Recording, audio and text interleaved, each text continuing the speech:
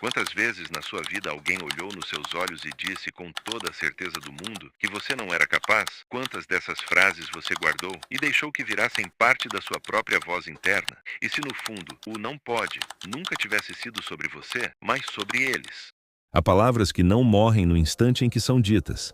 Elas atravessam o ar, encontram abrigo na nossa mente e, antes que percebamos, começam a morar lá dentro. Você não vai conseguir. À primeira vista, é só uma opinião, mas carregada de convicção, ela ganha peso. E quando repetida, se transforma em um tijolo no muro invisível que nos cerca. O curioso é que ninguém nasce acreditando em impossibilidades. A criança que corre sem medo, que escala sem pensar, que pergunta sem constrangimento, essa criança não sabe que não pode. É ensinada. E a vida, com seu jeito sutil de moldar, nos apresenta uma série de vozes, algumas bem intencionadas, outras nem tanto, que tentam nos encaixar em moldes já prontos. Mas e se o molde não nos servir? E se a medida que tentam impor for pequena demais para o que carregamos aqui dentro?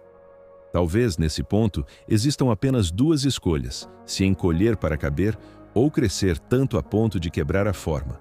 O que você vai ouvir a seguir não é um manual sobre vencer desafios, nem uma receita pronta para calar quem duvida de você.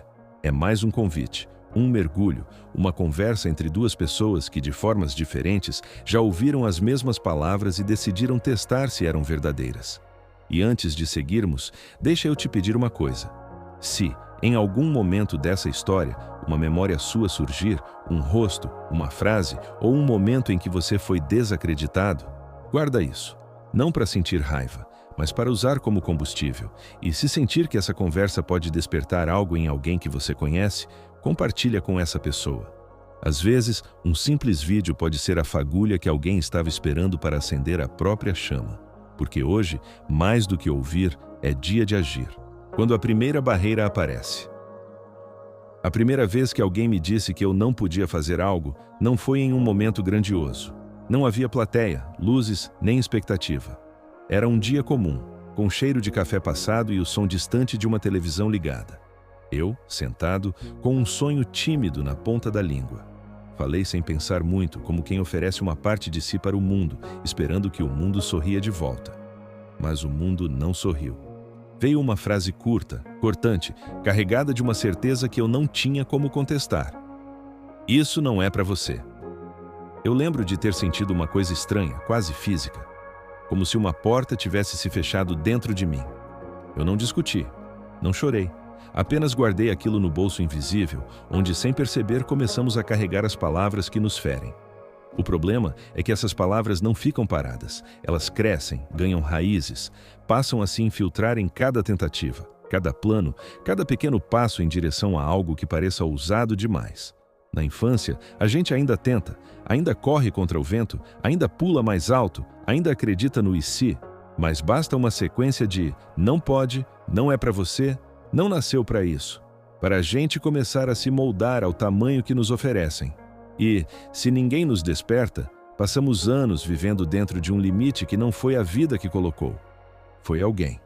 Eu já me perguntei muitas vezes, como é que a gente aceita tão rápido o não pode e demora tanto para acreditar no pode? Talvez seja porque o não pode vem vestido de realidade, de prudência, até de cuidado. Às vezes, vem da boca de quem nos ama e isso complica tudo. Quando é um estranho que duvida, a gente sente raiva. Mas quando é alguém próximo, a gente sente medo de que eles estejam certos. Só que, com o tempo, eu percebi algo incômodo. Na maior parte das vezes, quando alguém diz que você não pode, está falando mais sobre si mesmo do que sobre você. Está falando sobre os muros que nunca pulou, os caminhos que não se arriscou a atravessar. E, sem perceber, tenta te proteger do mesmo desconforto que o paralisou. Mas aqui vai uma verdade que ninguém me contou cedo o bastante. Se eu aceitar a visão limitada que o outro tem do mundo, vou viver a vida dele, não a minha. E isso é trágico. Lembro de uma professora que, quando eu tinha uns 12 anos, disse que eu não tinha perfil para escrever. Ela não foi cruel, não gritou, apenas disse com calma, como se estivesse me fazendo um favor. Você é bom com números, mas não com palavras. Por muito tempo, acreditei. Até que um dia, sozinho no quarto, comecei a escrever sem intenção de mostrar a ninguém. E percebi que não era sobre talento. Era sobre treino, paciência e coragem de mostrar algo imperfeito até que ficasse melhor. E é aí que mora a primeira barreira. Ela não é feita de pedra. Ela é feita de opiniões. Opiniões com voz, rosto e histórias que não são as suas. Se você não percebe isso, passa a vida achando que o obstáculo é externo, quando na verdade o obstáculo é a sua permissão para que a voz do outro seja mais alta que a sua. Eu não romantizo a rebeldia gratuita. Não acho que toda crítica seja injusta. Mas existe uma diferença entre um conselho que constrói e uma sentença que aprisiona. O primeiro te oferece ferramentas, o segundo te tira o mapa. O que eu aprendi, e que talvez você precise ouvir agora, é que a primeira barreira que dizem que você não pode atravessar é o teste mais importante. Não porque seja impossível, mas porque, ao atravessá-la, você prova para si mesmo que nenhuma outra terá o mesmo peso. A primeira barreira é o batismo. É o momento em que você descobre que não está aqui para se encaixar nas expectativas alheias, mas para desobedecer a todas aquelas que não conversam com o que existe dentro de você. E quando você cruza essa linha pela primeira vez, algo muda para sempre. Não é que as pessoas parem de dizer que você não pode, elas continuarão dizendo. Mas, depois da primeira travessia, a voz delas já não parece tão grande. Porque no fundo, você já sabe que a frase mais perigosa do mundo não é "não pode", é "eu acreditei que não podia". O eco das vozes que tentam limitar. Algumas vozes são como pedras jogadas num lago calmo. Elas caem, fazem barulho, levantam ondas e depois desaparecem. Mas outras não afundam. Elas ficam flutuando, repetindo o som inicial, até que você já não sabe mais se foi algo que alguém disse ou se é a sua própria mente que está falando. O "não pode" funciona assim, ele não precisa ser gritado. Pode ser dito em um tom quase carinhoso, e às vezes é justamente essa suavidade que o torna mais perigoso, porque quando vem embrulhado em afeto, é mais fácil acreditar. Você começa a ouvir isso em casa, na escola, no trabalho, nas conversas de esquina. Não é seguro. É melhor não arriscar. Pensa no que pode dar errado. E de pouco em pouco, cada frase se junta à anterior, criando uma sinfonia de limitações que se repete como o fundo musical da sua vida. O que ninguém nos ensina é que a mente é como uma sala com paredes que absorvem som. Quanto mais você ouve uma frase, mais ela fica impregnada ali dentro, até que um dia você acorda e percebe que está cantando a melodia do medo no piloto automático. Eu já acreditei em coisas que hoje soam absurdas. Já pensei que não era capaz de falar em público, que não conseguiria viajar sozinho, que certas oportunidades não eram para gente como eu. E quando me pergunto de onde veio essa ideia, não encontro um único culpado, mas um conjunto de pequenas vozes que ao longo dos anos eu permiti que se transformassem na minha. Essa é a parte mais traiçoeira. Com o tempo, o eco deixa de parecer eco. Você começa a achar que é você mesmo quem pensa assim. E quando o inimigo veste a sua própria voz, é muito mais difícil lutar. A psicologia chama isso de crenças limitantes. Eu prefiro chamar de histórias mal contadas, porque é isso que são. Narrativas que herdamos de outras pessoas, mas que aceitamos como se fossem fatos. Lembro de um amigo que sonhava em abrir um negócio. Durante anos, ele falava sobre isso, mas sempre terminava a conversa com a mesma frase: "Não é hora". Um dia perguntei de onde vinha essa certeza, e ele contou que o pai, quando ele tinha apenas 12 anos, disse que empreender era sinônimo de falir. Veja bem, ele tinha 12 anos, nunca tentou, nunca pesquisou, mas carregou aquele eco por décadas, até que a vida passou e o negócio nunca aconteceu. E não pense que eu falo isso para apontar o dedo, eu também carreguei ecos assim. Alguns eu ainda carrego, mesmo tentando me livrar deles. A diferença é que, hoje, quando uma frase desse tipo aparece, eu me pergunto: de quem é essa voz? Se a resposta não for minha, se for de alguém que desistiu cedo demais, de alguém que nunca viveu o que eu quero viver, então eu não preciso obedecer.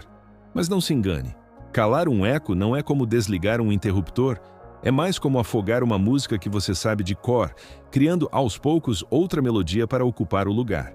Isso exige exposição ao contrário, ouvir histórias de gente que fez, que ousou, que falhou e tentou de novo. É preciso mudar o repertório mental, porque se você não trocar a música, a antiga sempre volta. Eu gosto de pensar que a mente é uma praça onde várias pessoas falam ao mesmo tempo. Algumas te incentivam, outras te desanimam. Você não consegue expulsar todo mundo, mas pode escolher para quem dar um microfone. E se você não escolher, alguém vai escolher por você. O mais curioso é que muitas vezes a própria vida espera que a gente silencie esses ecos para só então entregar o próximo passo, como se fosse um teste. Porque se você não aprende a diferenciar a sua voz da voz dos outros, todo o caminho que seguir vai ser construído com base em mapas que não são seus. E no fundo, é simples. Não fácil, mas simples. Ou você vive a vida tentando caber nos limites que herdou, ou vive expandindo os limites que escolheu. O eco das vozes que tentam limitar só continua existindo se você continuar respondendo. O silêncio não é desistência, é liberdade. E às vezes, para se ouvir de verdade, é preciso parar de escutar todo o resto. A decisão de atravessar a linha chega um momento em que a vida te coloca diante de uma fronteira. Não é uma linha pintada no chão, mas você sente que ela está ali. De um lado, o conhecido, o seguro. As rotas já trilhadas, as vozes familiares, o peso confortável das expectativas alheias. Do outro lado, o incerto. O território onde ninguém garante que você vai vencer e onde todos fazem questão de lembrar que a queda é real. O problema é que a fronteira não desaparece sozinha. Pelo contrário, quanto mais você adia a travessia, mais alta e ameaçadora ela parece, até que você se convence de que é impossível. Mas, em algum ponto, algo muda. Uma fagulha acende, e por mais que o medo grite, há um instante em que você decide: eu vou atravessar. Para mim, não foi um ato heróico. Não teve música de fundo nem aplausos. Foi uma decisão silenciosa, quase invisível. Eu estava cansado, não de tentar, mas de não tentar. Cansado de imaginar como seria e de não ter coragem de descobrir.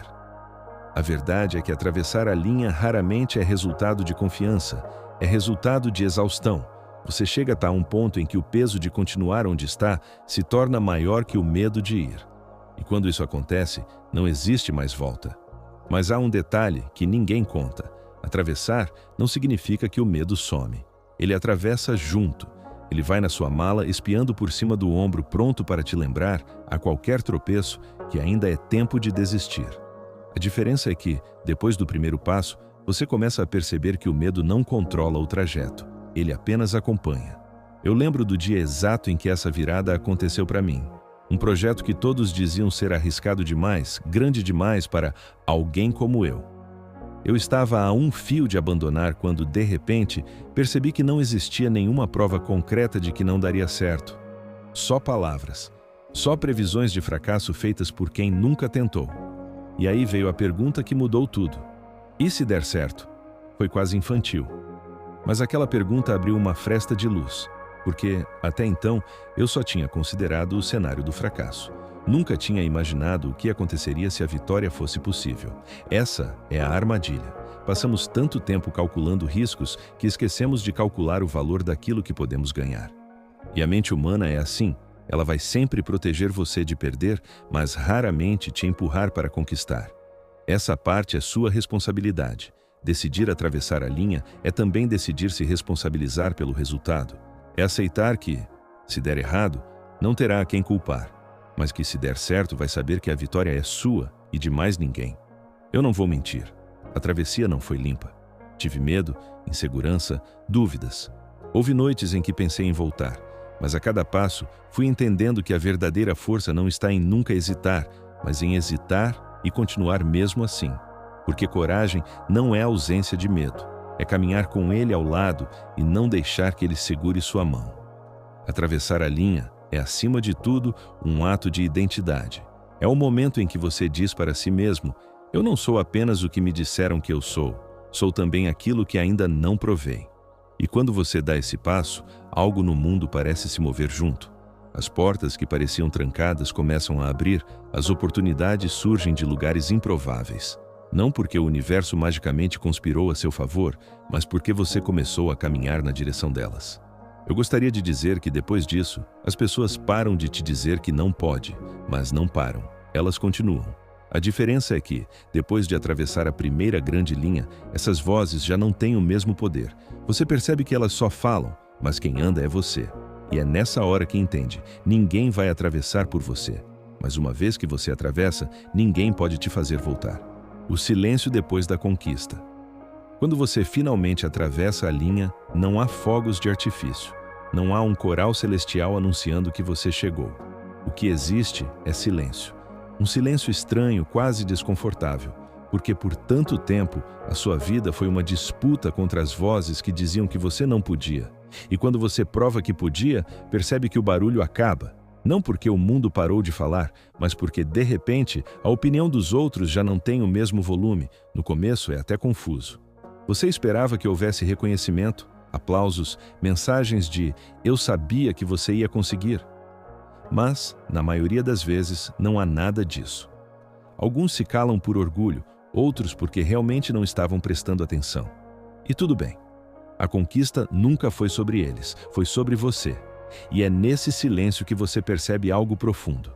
A vitória externa é só uma parte do caminho. A maior conquista é interna.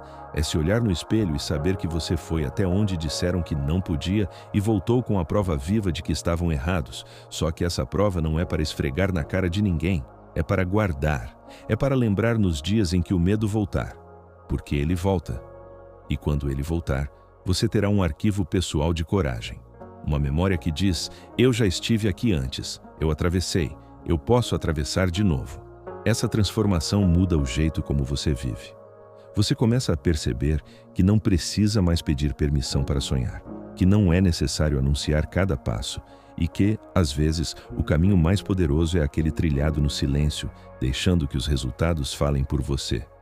Porque, no fim, as pessoas não se inspiram quando você grita que venceu. Elas se inspiram quando veem você caminhar com constância, atravessando barreiras que elas ainda temem tocar.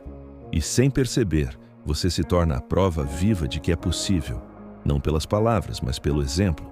Mas existe um risco: acostumar-se tanto com a vitória que você se esquece de buscar o próximo desafio. A conquista não é um ponto final, é uma vírgula, uma pausa para respirar antes de se perguntar: e agora, qual linha eu vou atravessar? Eu acredito que viver é atravessar linhas o tempo todo. Algumas pequenas, outras gigantes, algumas visíveis, outras que só existem dentro de nós. E se eu pudesse deixar uma última imagem para você guardar, seria esta. Imagine-se daqui a 10 anos olhando para trás. Quais barreiras você vai lamentar não ter atravessado? Quais sonhos vão ter ficado do outro lado, intactos, porque você acreditou mais no medo do que em si mesmo? Seja honesto com essa resposta, porque ela pode ser o empurrão que você precisa para começar agora.